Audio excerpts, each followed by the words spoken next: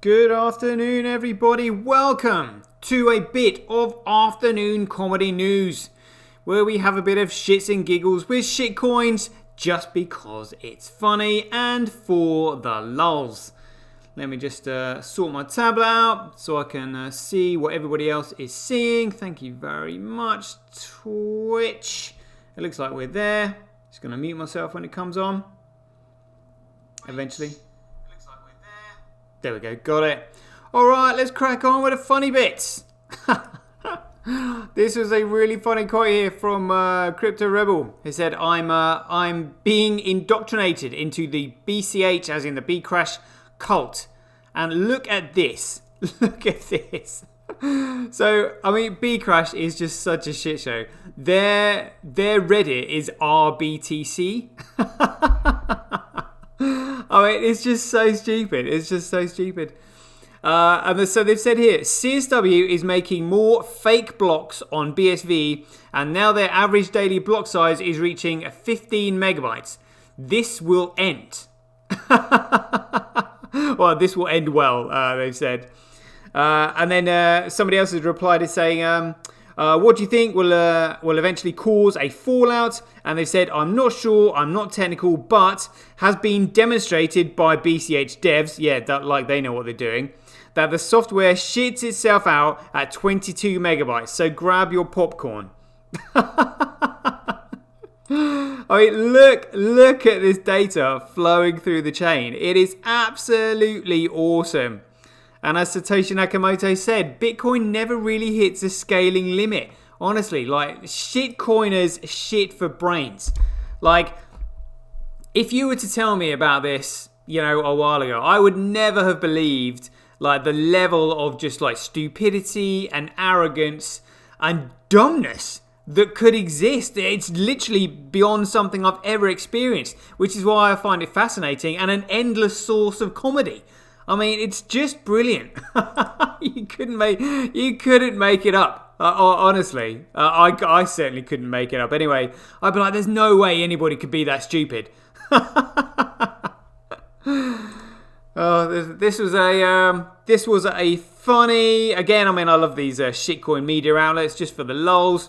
So now they're saying, oops, 100% core coin hodl outperformed CNBC's 2017 altcoin basket by 170%.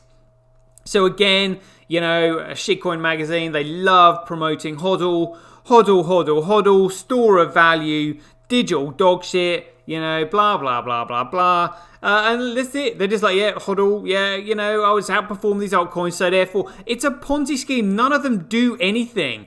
They're literally trying to do each other out in terms of, in terms of the stories and the BS.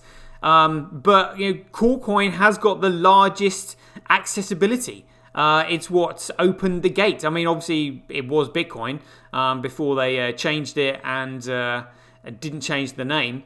But now it's Corecoin. But that chain, even though it's a shitcoin now, has still got the most accessible piece of shit in the entire digital piece of crap in the entire world. So it's always going to do better for the time being. Said new numbers conclude that the best returns come from cutting through the noise and simply buying Corecoin. Again, just promoting this piece of shit again. Corecoin has produced phenomenal returns most years. Well, we know what's coming, so can you imagine what the level of cognitive dissonance that's going to be returned to them? But when it comes to maximizing them, it's best just to buy and hodl. Oh my god. That was the conclusion from new data circulating on social media this week, which casts serious doubt on the merit of following investment advice from mainstream media. Don't believe the hype? Under the microscope was CNBC, which in 2017 offered viewers an investment portfolio made up of 30% Corecoin and 70% altcoins.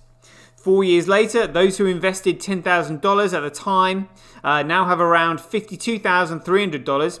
Had they just bought and hodled Corecoin, however, they would have over $140,000. I mean, they've still done pretty well, really, but they are misguided. It's literally Tether pumping the market and the rest of the altcoins following it due to all the trading bots. That is it. Literally. It's a joke. None of these shitcoiners want to admit it, but that's because they don't know this, because they're shitcoiners and they haven't done their research. But we know it. The 30% Coolcoin allocation is responsible for 75% of the return. Twitter account StatsBTC, which upload the numbers, noted in comments. CNBC's portfolio came courtesy of well-known pundit Brian Kelly months before it hit then all-time highs of $20,000. Altcoins also saw peaks months later in early 2018, with most only to crash and never recover. Well, that's because Tether wasn't being pumped into them. Do you know what I mean? That's literally all it is. It's crazy. Subsequently, the network gained an unenviable reputation for acting as a buy signal for investors. Again, FOMO, sheep factor, following everyone else. Ironically, by telling them not to invest in Coolcoin, the same fate has since befallen the likes of Goldbug Peter Schiff. As Cointelegraph reported, fellow host Jim Cramer, on the other hand, has embraced Coolcoin thanks to persuasion from Morgan Creek Digital co-founder Anthony Shitcoin Pompilano. His investment, thought to be around $500,000, has made Cramer a ton of money, he said earlier this month. Oh my god, they're saying like all hail the king. Ugh. Meanwhile, even a longer-term hodl strategy will have suffered from exposure to altcoins at the expense of Coolcoin presence. According to Bob Simon, owner of the Stats BTC account, $100 divided equally between Coolcoin, Litecoin, XRP, Dogshit Coin, and Peercoin in March 2014 would now be worth $6,000. A Coolcoin only punt, by contrast, would sell for $12,000. An equally weighted basket of the top 5 currencies has underperformed Coolcoin by 50% over the past 7 years, he summarised. Because they haven't had Tether pumping into them. That is it. It's so basic, they just simply don't want to believe it. You know, as I said before, cognitive dissonance.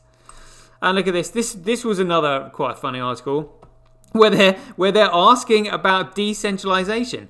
Yeah, but the mistake they're making is they're looking at decentralization as though it's one thing. It's a number of things, of which I have outlined and expressed many times in my shows, the 5 pillars of decentralization. I mean, first of all, you need the neutral network. Then, after the neutral network, you need proof of work, competition between those who economically sustain it. You need effectively almost like infinite scale, which comes from like infinite divisibility, pretty much, or close enough to a huge amount of divisibility. You need a fixed supply. You need accountability, more importantly, and a locked protocol. You need all those things so that no one single entity has control over it. That's what decentralization is. And none of these shitcoiners get it. And now they're going to be like throwing this decentralization word around at each other. Shitcoiners being shit for brains, just chucking shit at each other. Oh, you're not decentralized like we are. We're more decentralized than you. That's what it all comes down to. And none of them are decentralized. It's a joke. It's a joke. So a decentralized infrastructure service network says its goal is to tackle creeping centralization in the blockchain sector and give developers choice. Oh my god. A decentralized platform, well, we know that's a load of crap, that provides infrastructure service for dApp developers and users, says its goal is to deliver safety and stability. According to Apron, the world remains resilient to centralized artifacts of the Web 2.0 era, and its network is designed to serve as the foundation layer for the next generation. Oh, here we go again. It's going to revolutionize the blockchain. It will be a proof of stake or some bullshit like that. Honestly, what a joke. Meanwhile, the team acknowledged that Ethereum has contributed to dApps exploding in popularity. They say operating nodes on this blockchain is both expensive. Oh, see, look, they're chucking shit at it again. It's expensive and energy intensive, promoting a centralized support structure to emerge. Apron Network is designed to shake things up by improving the infrastructure service ecosystem. What a load of crap. All these big words. By improving the infrastructure ecosystem. Shut up. Of Web 3.0 world. Based on the substrate framework, it can serve as a parachain of both Kusama and Polkadot and delivers solutions. They're both proof of stake, by the way. And delivers solutions, which means they're completely centralized, and delivers solutions that power the effective development of dApps and DeFi developers. Apron's service marketplace matches infrastructure service providers with dApp developers and provides rankings for each of the options available. What an absolute load of shit. The Polkadot of middleware. Apron says its goal is to become the middleware of blockchain and pave the way for cross-chain collaboration and scalability. Oh my god, do one. Do one. The platform has been conducting technical docking with Skiscape, Staffy, Dora, SubDAO, and a plethora of other projects, and is establishing cooperation with the likes of Polkadot, Kusama, Ethereum, Binance Smart Chain, and Huobi EcoChain. Oh, what a joke! Partnerships have also been secured with Fala, Klin, Eost, Dego, Darwina, Littentree, Bitfrost, and MathWest. Name dropping. That's literally all it is. This is all pumpermentals. It's absolute bollocks. Earlier this month, Apron successfully developed and launched a set of node services on the HECO testnet and mainnet, filling a gap in the ecosystem's node service while simultaneously delivering free tools for developers. Oh wow, quick, I better get in and get some Apron. I'll get my Apron from Wilco's. Oh god. A seed round. Oh, here we go. A seed round and private sale has already been completed, which was led by a group of visionary venture capitalists in the field. Apron says it aggregates everyone who has the ability to set up their own nodes, meaning developers can choose whoever they want to work with, even if it's several at a time. Meanwhile, node services providers can benefit from a full software development kit so that they can easily set up a server on the network. It's crap. It's an absolute load of crap.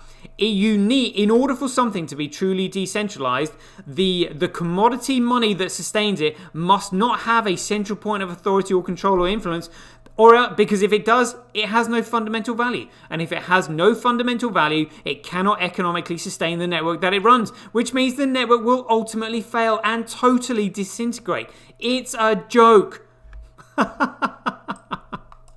Which is why I find it funny and hilarious and an endless source of entertainment. Oh dear. Anyway, let's just have a quick look at some of these blocks coming through. Still, look at that. 29, 30, 22, 10. I mean, this is awesome. I'm loving what I'm seeing here. In fact, we'll just go down to one of these graphs here. Yeah, look at this. Down there, daily average Bitcoin block size. Look, looks like it's being maintained. Look, we've actually got a flat bit there. That looks awesome. Loving that. Right, that'll do for a bit of afternoon comedy news. Hope you enjoyed the show. Catch you guys later. Get paid for posting your pics on Relica. Download the app now at www.getrelica.com. Get your tweet etched on Twitch. Forever on the Bitcoin blockchain. Do it today at www.jointwitch.com. BuyBSV.live, the best place to buy Bitcoin SV online.